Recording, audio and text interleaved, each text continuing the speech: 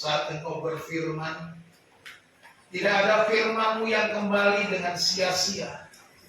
Tetapi firman-Mu itu akan melakukan apa yang Kau perintahkan kepadanya. Pagi ini Bapa, kami siapkan hati kami untuk ditaburi benih-benih firman.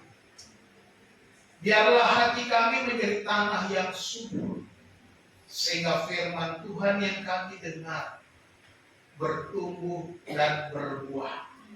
Kami boleh hidup dalam kebenaran firman Tuhan. Kami menyerahkan waktu ini ya Tuhan dalam kuasa dan kehendak.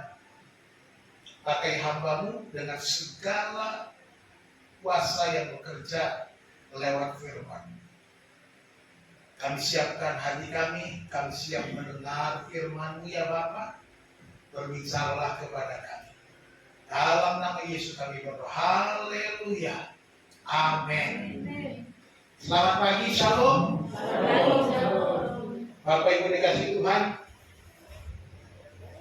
Hari ini judulnya agak aneh ya. Kita bicara ulat. Ulat yang dipilih Allah. Bapak Ibu Saudara yang dikasih Tuhan.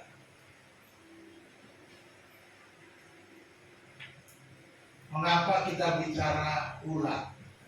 Bapak Ibu apakah pernah melihat ini? Ulat pola atau ulat kirmisi. Ya. Dalam Alkitab disebut 49 kali.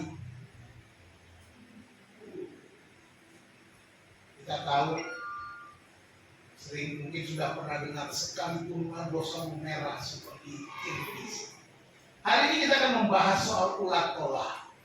Kita akan membaca bersama-sama dari Mazmur 22 ayat 7 sampai 8. Ya, kalau di dalam Alkitab Saudara ayat 6 dan 7 ya. Kalau Alkitab cetakan itu ayat 7 dan 8. Saya tuliskan di sini dalam beberapa bahasa. Ayat 7 berkata, tetapi aku ini ulat dan bukan orang, celah bagi manusia, dihina oleh orang banyak. Semua yang melihat aku mengolok-olok aku. Mereka mencibirkan bibirnya, menggelengkan kepalanya. Di dalam bahasa Inggris, but I am a worm. Kalau worm biasanya diterjemahkan cacing. And no man, dan bukan orang. A reproach of men, celah bagi orang-orang. Ya. Perhatikan, dia mulai dengan bentuk tunggal, man dan men. Celah bagi orang-orang. And the peace of the people, dihina, dikucilkan orang-orang banyak, people, masyarakat. All that they see me, love me, and to scorn, they shoot up the lip, they shake the head. Semua orang yang melihat aku menertawakan aku, mengolok-olok aku, ya, mencibirkan bibirnya, shoot out the lip, and they shake the head, menggeleng-gelengkan kepala. Kita pakai bahasa Arab dulu ya. Orang-orang suka pakai bahasa Arab, kita juga pakai bahasa Arab. Salah ya, bahasa Ibrani. Itu hurufnya, itu bacaannya sudah sering baca. Ya, percayalah bacanya begitu ya. Well, anoki tolak, walau ishalpa, Adam ubasui am. Itu ayat 7. Ayat 6 kalau di kitab Ibrani. Kal ro'ay yaliguni yaktiru besapah jadi uros. Ini bahasa Ibrani. Jadi kata ulat di dalam bahasa Indonesia atau cacing di dalam bahasa Inggris worm itu terhadap terjemahan dari kata tola dalam bentuknya ini tola. Ulat bentuk akar katanya tola. di sekolahnya. Bapak Ibu yang dikasih Tuhan, Mazmur 22 ini adalah Mazmur buatan pengorbanan Yesus. Di kayu salib Yesus mengutip ayat yang kedua Mazmur 22 ini. Kalau saudara cek di dalam ayat 2, di atas dia berkata, Eli, Eli lama sabachthani, yang artinya Allahku, Allahku, mengapa engkau meninggalkan aku? Kita bisa baca di dalam Matius pasal 27 ayat 46. Itu adalah dari Mazmur 22 ayat 2. Dan menarik dalam ayat ke-6 ini, dia yang berteriak Eli, Eli lama sabachthani, dinubuatkan oleh pemazmur Daud, sebab aku ini tolak. Aku ini tolak, aku ini tolak. Jadi kita lihat di sini, ini menggambarkan penderitaan Yesus di kayu salib. Jauh sebelum Yesus digantung di kayu salib, sudah ada perkataan aku ini tolak, bukan orang, menjadi celah bagi manusia, diolok-olok, dihina, disindirkan. Ini nubuatan, itu yang terjadi. Sebelum Yesus diangkat ke Yerusalem, dia dicela, dianiaya, kemudian digantung di atas kayu salib. Ini menggambarkan penderitaan dari Yesus, tetapi penderitaan yang memberikan hidup baru. Dari kata tola ini kita belajar bahwa ada hidup baru yang digambar. Ada 3 gambaran penderitaan Kristus dijelaskan melalui tola ini. Yang pertama, penderitaannya adalah penyangkalan dirinya. Penderitaan yang dialami oleh Yesus Kristus di atas kayu salib ini adalah penyangkalan dirinya, merendahkan dirinya. Dia kata, tetapi aku ini ulah dan bukan orang. Ini merupakan suatu keadaan dia merasa kerendahan dirinya. Ini gambar Yesus di salib, ini gambar ulat Allah nempel di pohon. Ini ulat dari kata tola, atau kita kenal dengan kirmisi. Ulat tola atau ulat kirmisi ini menghasilkan warna merah, merah darah. Ini juga dipakai oleh orang-orang Israel untuk membuat pewarna, dan itu pewarna yang pekat, merah pekat, sehingga tidak bisa luntur. Dipakai juga untuk membuat baju imam, kain-kain merah, kain kirmis. Dia berkata, aku ini bukan orang, Lois. Wo itu sebenarnya dan, lo itu tidak. Dan bukan juga bukan orang. Tidak. Dia bukan orang.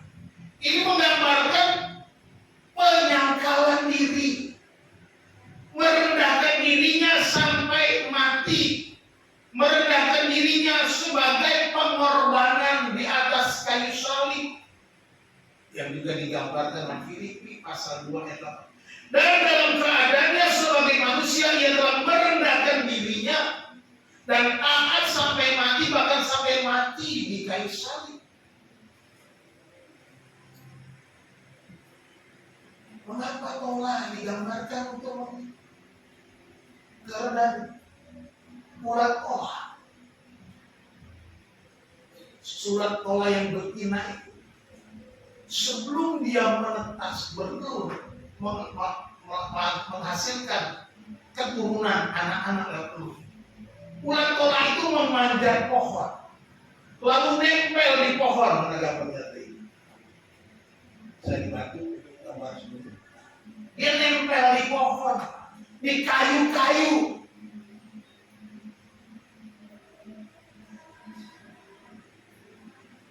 Ini menyangkal dirinya juga.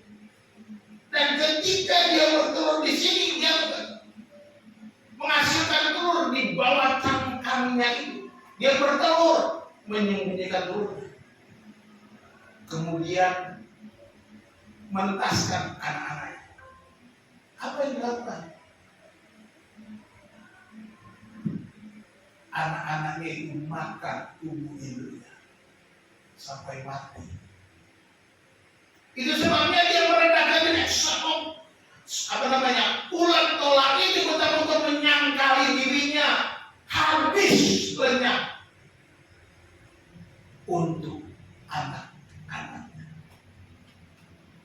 Demikian Yesus dia menyangkal dirinya supaya apa?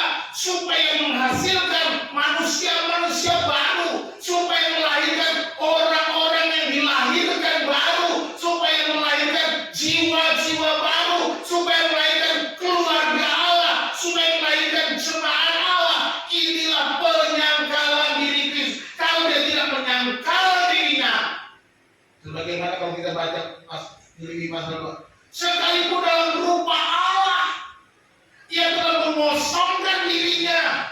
Mengosongkan dirinya. Enosis. Itu penyangkalan diri. Tidak mempertahankannya sebagai milik kepunyaannya.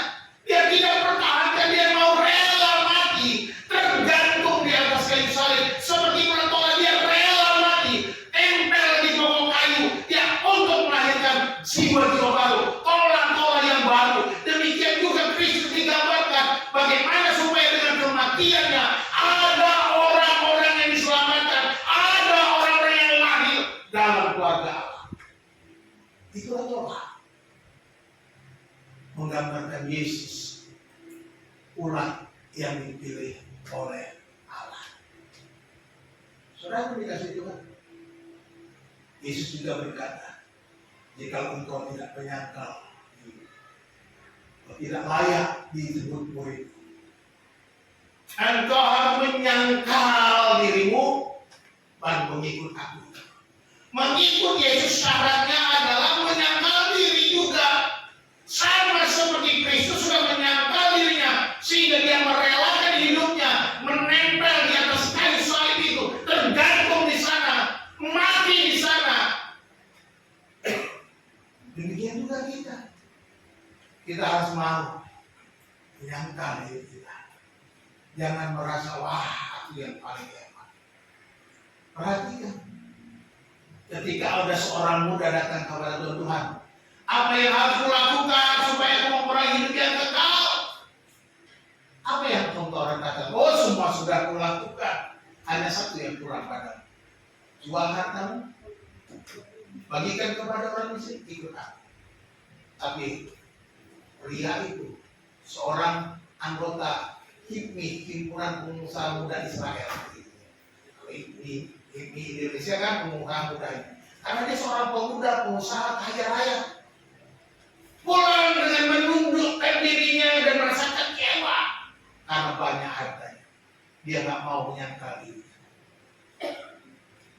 Karena siapa mau mengikut aku, dia harus menyangkal dirinya dan ikut aku. Kamu menyangkal dirinya. Orang yang mau menyangkal dirinya, merendahkan diri serendah-rendahnya, dihina, dianiaya, tidak peduli. Yang penting, aku mau ikut Yesus. Inilah yang diajarkan sebagai pengorbanan Kristus. Ulang tolak. Penderitaannya itu adalah penyangkalan dirinya. Apakah kita mau menyangkal diri kita? Atau kita masih sombong dari diri kita? Atau kita merasa lebih baik daripada orang lain? Paulus berkata, sudah saya kirim dalam renungan, ikutilah teladanku sebagaimana aku juga mengikuti Kristus. Paulus menyangkali dirinya, menyerahkan hidupnya sepenuhnya bagi Kristus tanpa pamrih melayani. Paulus menyerahkan hidupnya. Aku yang dulu katanya yang mengejar-kejar orang percaya, aku yang dulu punya hak membunuh orang-orang Kristen, aku yang dulu terhormat di orang Israel, aku yang dulu orang terhebat di tanah kaum Sahel kuanggap sampah karena Kristus. Itulah penyangkalan diri. Oleh karena Kristus semuanya sampah. Oleh karena aku menyerahkan hidupnya, tapi hidupku ini bukan lagi Kristus, bukan lagi diriku, tapi Kristus yang hidup di dalam aku. Apakah kita sudah menjadikan Kristus yang hidup dalam kita? Kalau kita sudah menjadikan Kristus dalam kita, jangan mudah tersinggung. Orang ngejek dikit tersinggung. Orang begini sedikit tersinggung lalu marah. Ya. Bukan itu lagi, sangkal ini. Paulus melayani Yesus. Dia menyerahkan hidupnya, bahkan mati, mau mati pun siap.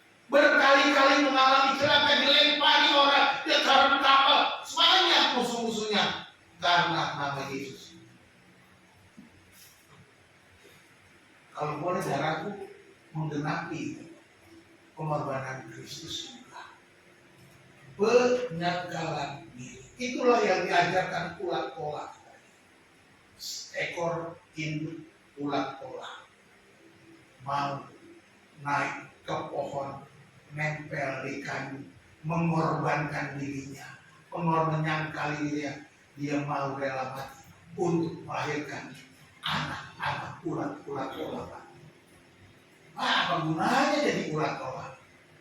Banyak ulat-ulat mereka pakai untuk mewarnai kain jenis merah. Yang kedua, dari ulat-ulat ini, ulat yang dipilih oleh Allah ini, penderitaannya adalah pengorbanannya. Yang sudah ada pengorbanannya. Dikatakan celah bagi manusia dihina oleh orang banyak. Pengorbanan Kristus itu celah bagi manusia. Dia berkorban, dia mati di kayu salib, dia dianiaya. Kita seperti yang jelaskan tadi. Pengorbanan yang menghasilkan kehidupan. Tola yang akan menetaskan telurnya memanjat pohon kayu. Kemudian menetaskan telur di bawah tubuhnya dan membiarkan telur yang sudah menetas memakan seluruh tubuhnya.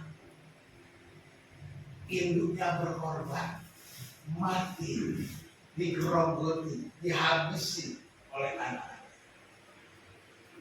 Dan saat mati, tubuh ulat-ulat ini pecah dan mengeluarkan cairan berwarna merah pekat atau kimis, menodai seluruh anaknya sehingga anaknya merah dan kayu tempat menempelnya pun merah. Inilah pengorbanan Kristus. Artinya apa? Darah Yesus sudah dicurahkan ketika dia mati seperti tola yang mati itu. Darahnya tercurah. Darah Yesus itu yang menjadi keselamatan kita. Darah Yesus membuat kita juga memiliki kuasa. Darah Yesus yang membuat kita juga sama seperti itu. Hari ini kita akan melakukan perjamuan Tuhan. Kita akan menerima roti dan anggur yang menggambarkan tubuh dan darah Kristus. Darahnya mahal, darahnya tercurah, darahnya itu yang menyucikan, darahnya itu yang memberikan ada pengorbanan, lambang pengorbanan. Karena Tuhan berkata, lakukanlah ini setiap kali meminum sampai Yesus datang kedua kali, menjadi peringatan akan pengorbanan. Ketika kita sama-sama masuk dalam perjamuan Tuhan, terima roti dan anggur ini, mengingat semua pengorbanan Yesus di atas kayu salib, seperti tola yang mau mati bagi anak-anaknya, darahnya memerahkan seluruh anak. Darahnya Yesus juga yang dicurahkan bagi kita. Darah Yesus juga yang membuat saudara ada saat ini di tempat ini.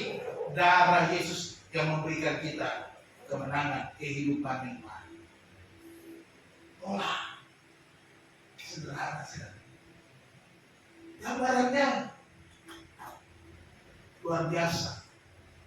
700 tahun, 1000 tahun Daud sebelum Yesus ada di gambar. Dan Yesus katakan di atas kayu salib, Eli, Eli lama sabachthani. Allahku, Allahku, mengapa kau tinggalkan? Lalu kata, aku ini sadar. Sebab sudah digambarkan, aku ini bola. Aku ini ulah. I am a worm. Kata kalau nama saya. Cuma teks. Sederhana. Kita juga menyadari, apakah kita mau berkorban seperti Yesus? Apakah kita mau berkorban seperti Yesus? Seperti Yesus yang mati dan kayu salib mencurahkan darahnya untuk menebus dosa banyak orang. Darah Yesus itulah yang menebus kita, yang membuat kita dosa kita dipenuhi kuasa darah Yesus, sehingga kita bisa menjadi manusia yang baik. Efesus pasal 5 ayat kedua. Dikatakan, dan hiduplah di dalam kasih, sebagaimana Kristus Yesus juga telah mengasihi kamu dan telah menyerahkan dirinya untuk kita sebagai persembahan dan korban yang harum bagi Allah. Pengorbanan Yesus adalah pengorbanan yang harum bagi Tuhan. Ya, hiduplah di dalam kasih sebagaimana Kristus Yesus juga telah mengasihi kamu. Sebagaimana Kristus telah mencurahkan darahnya untuk kita, karena Dia mengasihi kita, maka kita juga harus mengasihi orang lain. Mengasihi jiwa-jiwa yang tersesat. Mengasihi orang-orang yang belum percaya, mengasihi orang-orang yang di dalam kedagingan. Jangan kita justru membenci mereka. Berapa waktu yang lalu saya memberi renungan juga, ya, jangan cuma menghakimi. Kita seringkali menyalahkan orang kalau sudah jatuh dalam dosa, disalah-salahkan. Kita merasa paling benar, paling suci, paling hebat. No, bukan itu. Galatia pasal 6 ayat 1, tegurlah dia dengan roh lemah lembut, bukan dijauhi, bukan dihindari, apalagi digosipkan. Yang sering terjadi begitu, gosip menyebar. Oh, dia orangnya gini. Itu yang sering terjadi. Apakah anak-anak Tuhan juga mengerjakan hal yang sama? Seharusnya hendaklah hidupmu saling mengasihi, karena Yesus sudah lebih dulu mengasihi, bahkan telah menyerahkan dirinya untuk kita sebagai persembahan dan korban yang harum bagi Allah. Kita juga harus menjadi korban yang harum bagi Tuhan. Kita harus menjadi korban yang mulia untuk Tuhan. Harumkan. Jangan mempersembahkan korban yang lain, korban yang asing. Tuhan gak boleh. Saudara tahu orang-orang Israel bagaimana ketika memberi korban asing? Tuhan bunuh, Tuhan mati. Itu zaman perjanjian lama. Untungnya kita gak hidup dalam perjanjian lama. Kalau saudara memberikan korban asing di hadapan Tuhan, saudara langsung mati. Jangan pernah. Tapi berhamdulillah, oh kan kita perjanjian baru, mau anugerah, kita mulai orang begitu dan dikit. Sorry, saudara boleh menipu saya, tapi jangan pernah menipu Tuhan. Saudara menipu saya, Tuhan kasih tahu. Saudara pura-pura, Tuhan kasih tahu. Jangan pernah menipu Tuhan.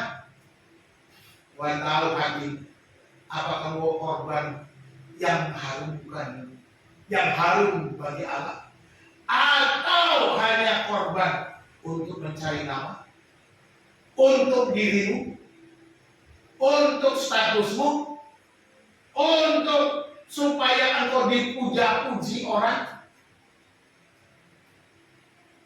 Yesus bilang kepada murid, perhatikan, janda miskin itu yang datang ke depan memberi persembahan, dia menjatuhkan cuma 2 peser.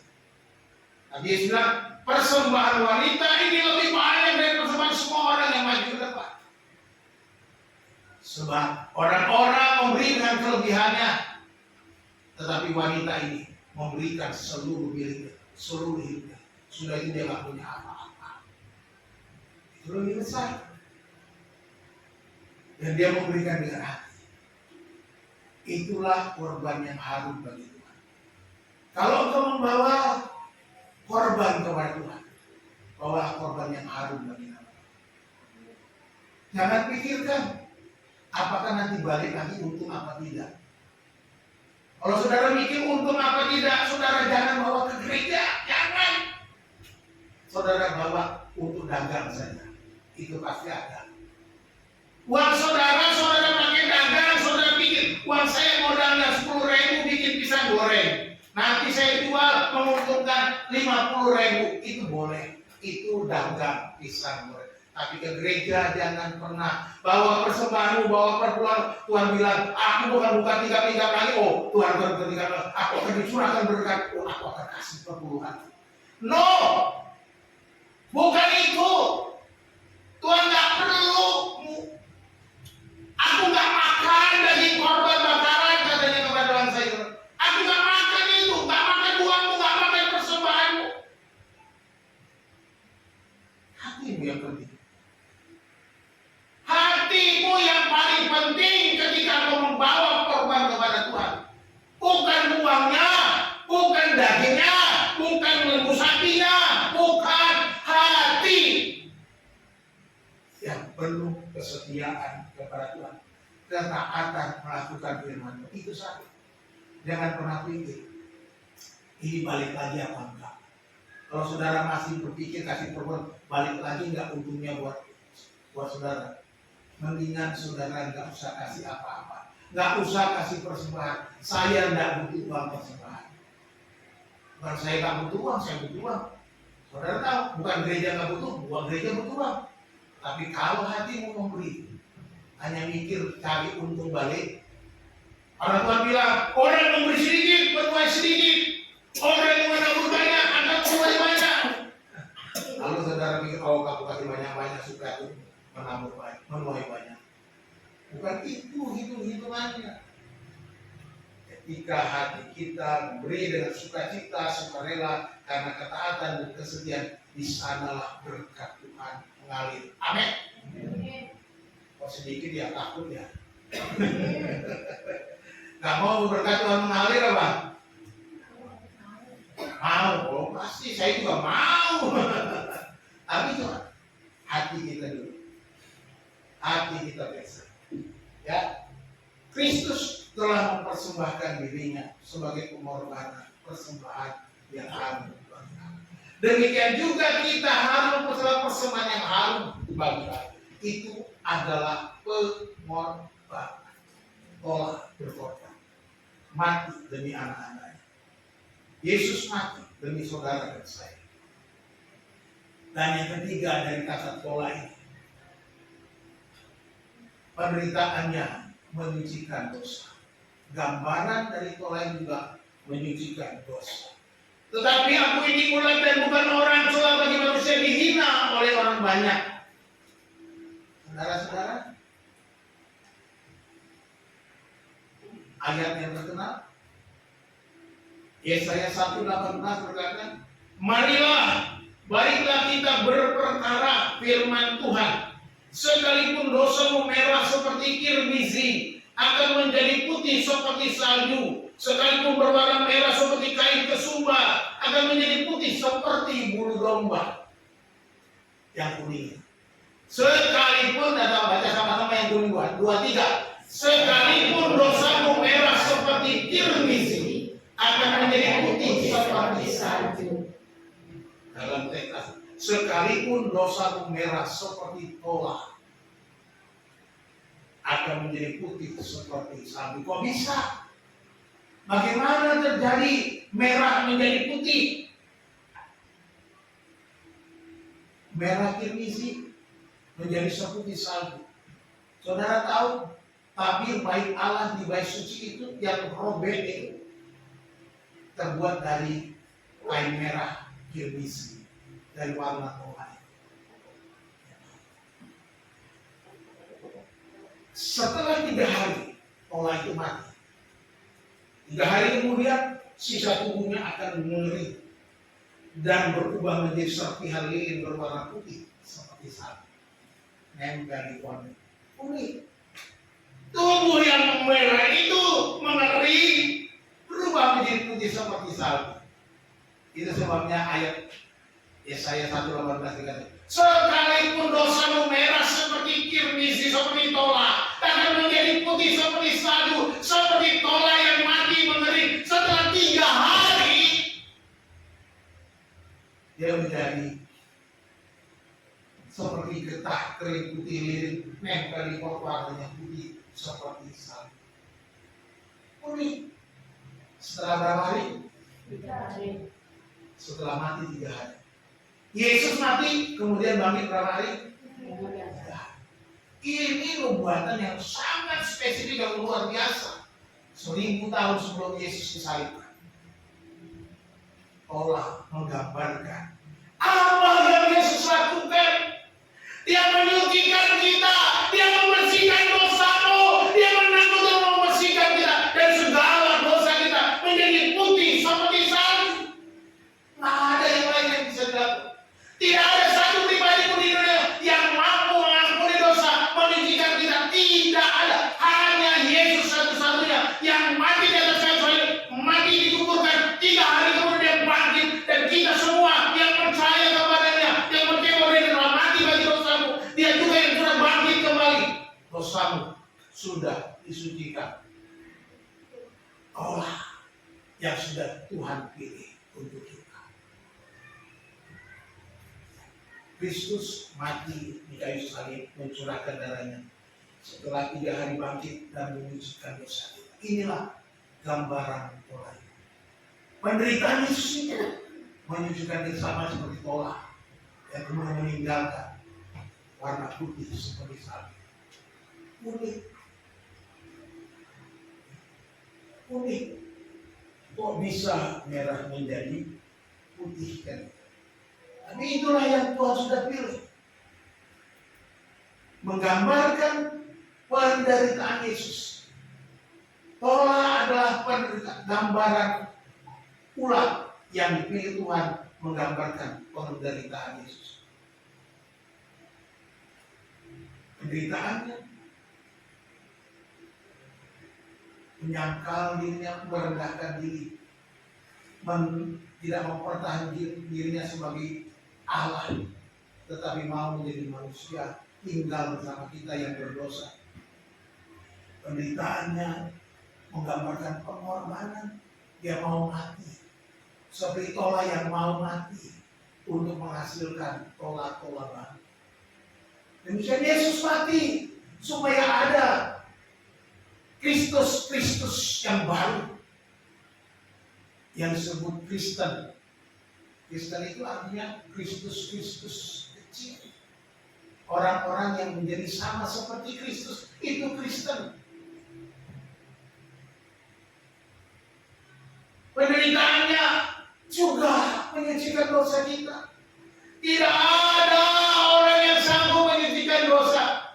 Bahkan diri kita sendiri pun tidak bisa menyucikan dosa. Walau kita mau membayar dengan segala kebaikan kita, dosamu tidak dapat disucikan. Nggak ada.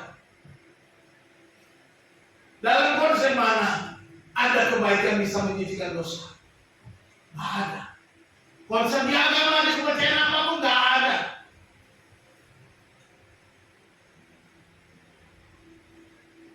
Nggak ada. Hanya di dalam Kristus ada penyucian dosa. Sekalipun dosamu merah seperti kirmisi, akan menjadi putih seperti salju. Sepekat apa dosa? Bagi Tuhan sudah selesai. Ketika Yesus di atas kayu salib berkata, Eli, Eli lama sabachthani, Allahku, Allahku, mengapa engkau meninggalkan aku, dan sampai kepada putus nyawanya dia berkata, sudah selesai, tetelestai. sudah selesai. Artinya apa? Penyucian dosa sudah selesai. Harga penebusan sudah selesai. Tidak ada lagi pengorbanan lain. Kita nggak perlu bawa kambing kepada Pak Pendeta ini kambing untuk disembelih supaya dosa saya diampuni. Pak Pendeta pun dia harus bawa kambing persembahan untuk dia minta ampun dosanya dulu, baru dia mempersembahkan korban umat. Itu yang terjadi di Israel zaman perjanjian baru. Nggak perlu lagi ada korban sembelihan untuk menghapus dosa. Sebab apa? Sebab Yesus sudah membayarnya, sudah lunas dibayar, sudah selesai. Tidak ada lagi yang harus kita bawa sebagai korban penghapus dosa. Yesus sudah bayar untuk saudara dan saya. Ulat yang dipilih oleh Allah. Inilah yang digambarkan dengan pola ulat itu. Penderitaannya adalah penyangkalan dirinya. Yesus sudah menyangkal dirinya, merendahkan dirinya sampai taat mati di atas kayu salib. Dikatakan terkutuklah orang yang tergantung di atas kayu salib. Artinya sudah merendah. Hiduplah dalam kerendahan hati. Terlalu kecil ya. Sama seperti Yesus sudah menyangkal diri untuk kita. Hiduplah dalam kerendahan. Jangan pernah mudah lagi kalau diejek-ejek orang marah tersinggung. Jadilah Kristus, anak-anak pola, anak-anak Kristus yang sudah baru. Penderitaannya adalah pengorbanan. Pengorbanannya menyerahkan hidupnya dengan mengorbankan nyawanya. Hiduplah dalam hidup yang baru. Sebab Yesus sudah mengorbankan diri untuk kita dalam hidup baru. Jangan lagi hidup yang lama. Kebiasaanmu di dalam dosa tinggalkan, lupakan, lepaskan, tanggalkan. Tanggalkan hidup lama. Jadilah manusia baru. Yang ketiga, penderitaannya menyucikan kita dari segala dosa. Pengorbanan Kristus seperti tolah yang kemudian menghasilkan penyucian. Hiduplah dalam kekudusan sebab Yesus sudah menyucikan kita lewat kematian. Hidup dalam kekudusan. Hidup dalam kekudusan ini memang sebuah perjuangan. Tidak mudah. Tidak mudah. Saya tahu, saya juga bergumul dengan penyucian ini. Karena kita harus terus-menerus hidup dalam kekudusan tiap hari. Tiap hari saya minta Tuhan ampuni saya, kuduskan saya. Berjuang untuk melawan kedagingan. Berjuang untuk melawan emosi. Berjuang untuk hidup dengan cara yang lama. Berjuang. Tapi kita harus terus berusaha.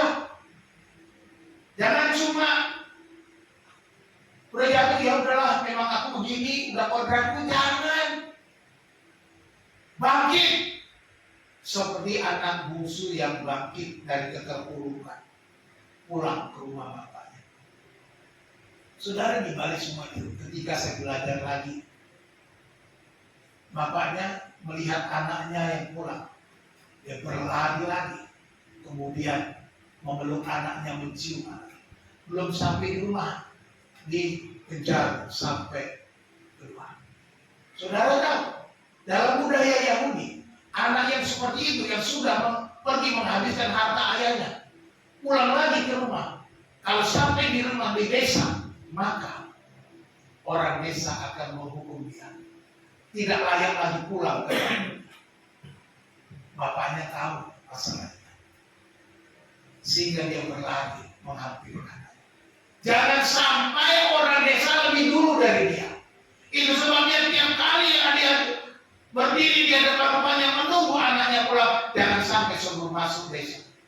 Dan saudara, zaman dulu kan pakainya bajunya dasteran gitu ya.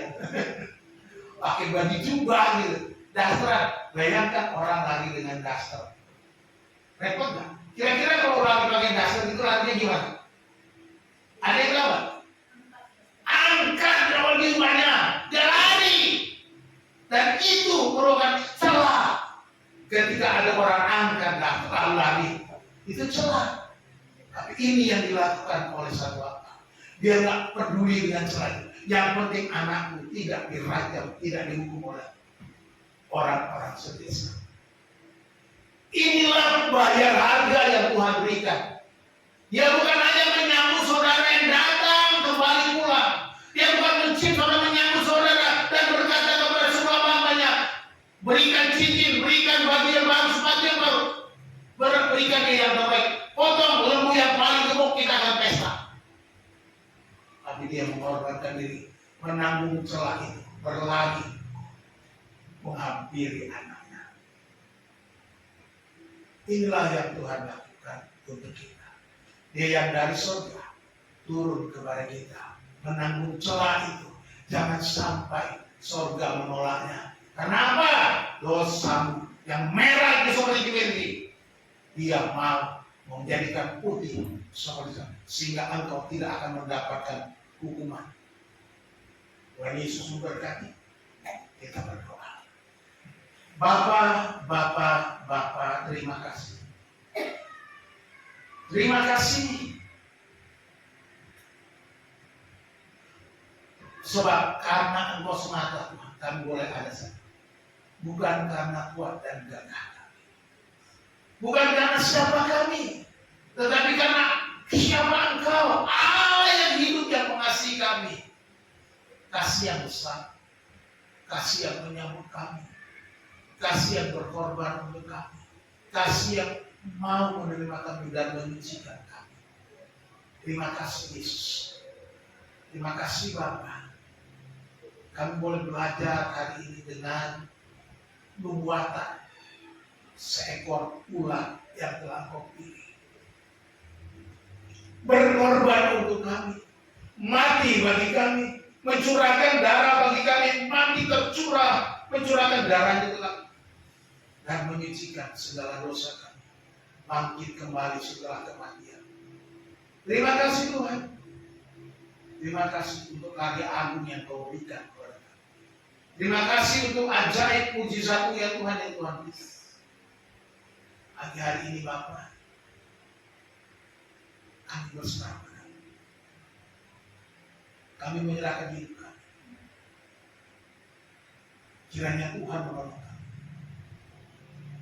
Kami berserah. Kami berserah. Pada Yesus Juru Selamat. Kami berserah. Kami berserah. Kami berserah. Kami berserah. Bapa, terima kasih. Ini doa kami. Bentuk kami sebelum kami sadar akan celah kami. Kami sadar akan kelemahan kami. Kami sedang pada Yesus. Penuhi kami